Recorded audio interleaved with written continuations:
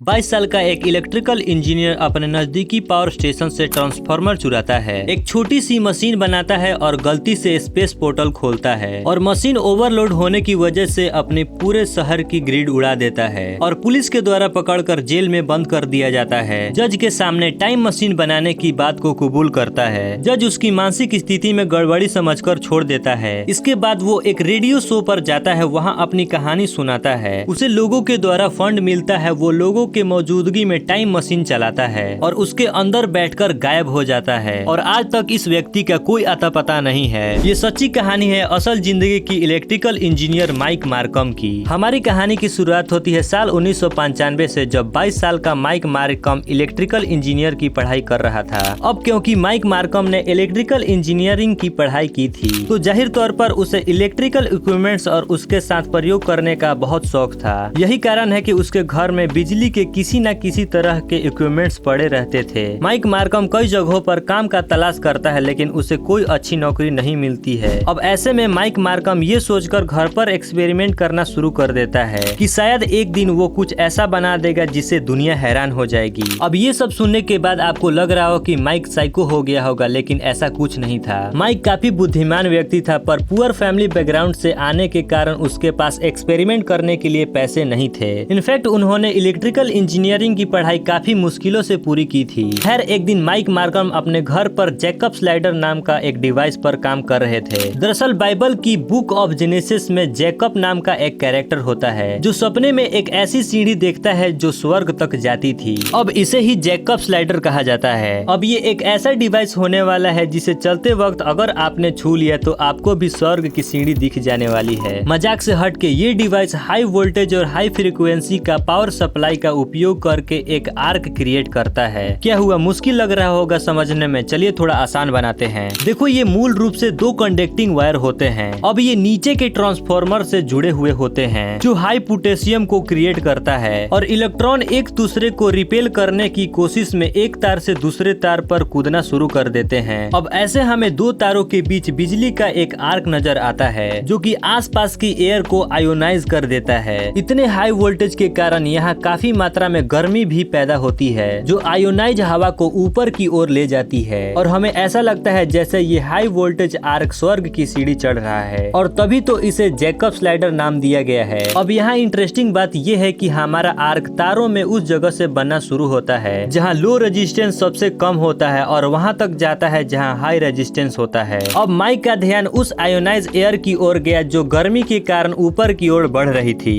वो modified compact disc लेकर आता है और उसके जैकब स्लाइडर के सर्किट की टर्मिनल की ओर पॉइंट करता है जिसे वो एयर रेजिस्टेंस को कम कर पाए और उसे एक कंटिन्यूअस आर्क मिले। अब इस प्रोसेस के दौरान उसे एक हीट मार्क दिखता है जो सर्कुलर शेप का होता है और उसके देखने की क्यूरियोसिटी में कुछ ज्यादा ही खो जाता है। अब माइक मार्कम उस सर्कुलर हीट मार्क वाली जगह पर एक सीट मेटल स्क्रू रखता है और पूरे एक्सपेरिमेंट को फिर से रिपीट करता है। अब देखो माइक मार्कम की माने तो ऐसे करने पर वो स्क्रू कुछ पल के लिए गायब हो जाता है और दूसरे ही पल अपने ओरिजिनल जगह से कुछ फीट दूर मिलता है। मतलब उस एक पल में स्क्रू ने टाइम ट्रेवल किया था। अब ये देखकर माइक के दिमाग में टाइम ट्रेवल मशीन बनाने का आइडिया जन्म लेता है जिसमें बैठकर वो फ्यूचर में जाना चाहता था और लॉटरी का टिकट का नंबर जानकर वापस आना चाहता था जिससे कि वो लॉटरी जीत जाए और उसी पैसे से अपने एक्सपेरिमेंट को कंटिन्यू कर पाए। पर अपने एक्सपेरिमेंट के दौरान माइक एक प्रॉब्लम को बार बार फेस कर रहा था और वो थी कॉम्पैक्ट डिस्क लेजर का पार्ट बार बार जल जाना। माइक को हाई इलेक्ट्रिसिटी और साथ ही में बड़े और पावरफुल ट्रांसफार्मर की जरूरत थी और जरूरत क्यों ना हो, उसका वो छोटा सा सेटअप सिर्फ एक स्क्रू को टाइम ट्रेवल करा सकता था, उसे नहीं। माइक इन ट्रांसफार्मर को खरीदना चाहता है पर उसके लिए वो बहुत ज्यादा कीमती थे। अब एक दिन माइक का नजर पास के पावर स्टेशन में पड़े 6 ट्रांसफार्मर पर जाती है और वो अपने एक्सपेरिमेंट के लिए इन्हें ही इस्तेमाल करने का फैसला करता है। अब माइक इन ट्रांसफार्मर को चुरा लेता है, साथ ही साथ अंडरग्राउंड वायरिंग करके पावर स्टेशन से फ्री इलेक्ट्रिसिटी का भी जुगाड़ कर लेता है। पर माइक का ये खुराफाती आइडिया फ्लॉप हो जाता है और ट्रांसफार्मर ओवरलोड होने की वजह से वहाँ पर एक ब्लैकआउट देखने को मिलता है। इतना ही नहीं, इसके कारण पूरे शहर की बिजली भी चली जाती है। अब इसके कुछ समय बाद 29 जनवरी 1995 के दिन माइक को अरेस्ट कर लिया जाता है। माइक कोर्ट में जज के सामने टाइम मशीन बनाने की बात बताता है, लेकिन जज माइक मार्कम को पागल समझकर और वार्निंग देकर छोड़ देता है। लेकिन माइक के टाइम मशीन बनाने के चर्चे हो चुके थे। फिर माइक को एक ऐसे रेडियो शो पर इनवाइट किया जाता है जहां पर ऐसे ही असाधारण घटनाओं के गवाह थे। और आप चिंता मत करो, माइक के असली इंटरव्यू का ऑडियो रिकॉर्डिंग इसी वीडियो के डिस्क्रिप्शन में मैं दे दूंगा। आप चाहे तो उसे सुन सकते हैं, सच्ची घटना है, पक्के सबूत मिलेंगे। अब माइक की इंटरव्यू में से बहुत सारे सवाल जवाब में से सबसे ज्यादा लोगों का ध्यान गया वो ये था कि माइक ने जब ट्रांसफॉर्मर चुराकर टाइम मशीन बनाई और ब्लैकआउट होने से पहले जो स्पार्क प्रोड्यूस हुआ तो क्या उससे स्पेस पोर्टल खुला? तो उसका जवाब था हाँ। और माइक ने उस स्पेस पोर्टल में बहुत सारे चीजें फेंक कर भी देखी और वो सारी चीजें उस स्पेस पोर्टल के अंदर जाकर गायब हो रही थी और थोड़े समय बाद थोड़े दूर पर अपने आप आकर गिर रही थी। यानी माइक की मशीन काम कर चुकी थी। फिर माइक को लोगों के द्वारा फंडिंग मिलती है फिर से टाइम मशीन बनाने के लिए। अब माइक के पास वो सारी चीजें अवेलेबल थी जिससे वो टाइम मशीन बना सके। अब माइक यहाँ पर एक डिसीजन लेता है कि जिन लोगों ने उसकी मदद की है इस प्रोजेक्ट को बनाने के लिए, इसका डेमोन्स्ट्रेशन उन लोगों के सामने करेगा। और यही था वो पॉइंट जहाँ पर माइक गायब हो जाता है, वो भी सबके सामने गायब होता है। माइक ने अपनी मशीन बनाकर तैयार करी और इस दौरान माइक coast to coast radio show के होस्ट मिस्टर आर्ट बेल के साथ जुड़ा था। यानी उनके बीच में बातचीत चल रही थी। अब क्योंकि मिस्टर आर्ट बेल खुद भी इलेक्ट्रॉनिक के जानकार थे तो वो माइक से कहते हैं कोई गलत कदम मत उठा लेना, इस पोर्टल में कूदने की गलती मत करना। माइक ने एक बात साफ कर दी थी कि वो चूहों पर एक्सपेरिमेंट करने के बाद वो खुद भी इस पोर्टल में कूद जाएगा। अब यहाँ से नाम पड़ता है मैड मैन माइक। आपको ये नाम इंटरनेट पर भी मिल जाएगा, जो कि कोस्ट टू कोस्ट के होस्ट मिस्टर आर्ट बेल ने दिया था। और फिर चूहों पर एक्सपेरिमेंट करने के बाद माइक खुद भी उस पोर्टल में कूद जाता है और लोगों के सामने गायब हो जाता है। किसी को समझ नहीं आता कि आखिर माइक गया कहाँ, मानो जैसे माइक की पूरी आइडेंटिटी ही मिट गई हो। इसके बाद माइक की आंख खुलती है और पता चलता है कि वो जहाँ पर गायब हुआ था उससे 800 मील की दूरी पर खेत में पड़ा हुआ है। उसके बाद फिर से वो उसी रेडियो शो पर जाता है तो उससे मिस्टर आर्टवेल पूछते हैं कि तुम 2 साल कहाँ थे? तो उसने बताया कि मैं तो कुछ ही सेकंड के लिए गायब हुआ था और 2 साल बीत गए, यानी मैं 2 साल फ्यूचर में आ चुका हूँ। माइक फिर से मिस्टर आर्टवेल के साथ वही सेम चीज दोहराता है और टाइम मशीन बनाता है, लेकिन उसके साथ एक फराडे केस भी बनाता है। लेकिन माइक इस बार अपने साथ फोन भी लेकर जाता है और फिर से गायब हो जाता है। तब से माइक का कोई आता पता नहीं है कि वो कहाँ गया। लेकिन एक दिन माइक का कॉल आता है और जो कॉलर था वो कहता है कि उसके पास एक 1930 का आर्टिकल की कटिंग है जिसमें लिखा है कि समुद्र के किनारे पर एक लोहे के ट्यूब में लाश मिली है और उसके हाथ में एक अजीब सा गैजेट है जिसमें बहुत सारे बटन है और छोटा सा एंटीना है। वो और कुछ नहीं बल्कि सेल फोन था। माइक 1930 में जा चुका था और बस यही वो आखिरी घटना है जो माइक से जुड़ी हुई है। अब कुछ लोगों ने इस घटना को डिबंक करने की कोशिश की है, लेकिन क्योंकि माइक मार्कम एक रियल लाइफ कैरेक्टर था, एक असली इंसान था जिसके रिकॉर्ड मौजूद है, तो बहुत सारी ऐसी चीजें हैं जिसे झुठलाया नहीं जा सकता, जो सच था, और कुछ ऐसी चीजें हैं जो लोगों ने बढ़ा चढ़ा कर बता दिए। अब मैं आपसे एक सवाल करता हूँ कि क्या आप टाइम मशीन पर विश्वास करते हैं? आपका क्या कहना है इसके बारे में कमेंट बॉक्स में जरूर बताइएगा। तो बस आज के लिए बस इतना ही। वीडियो अच्छा लगा तो वीडियो को लाइक करके चैनल को सब्सक्राइब जरूर कीजिएगा।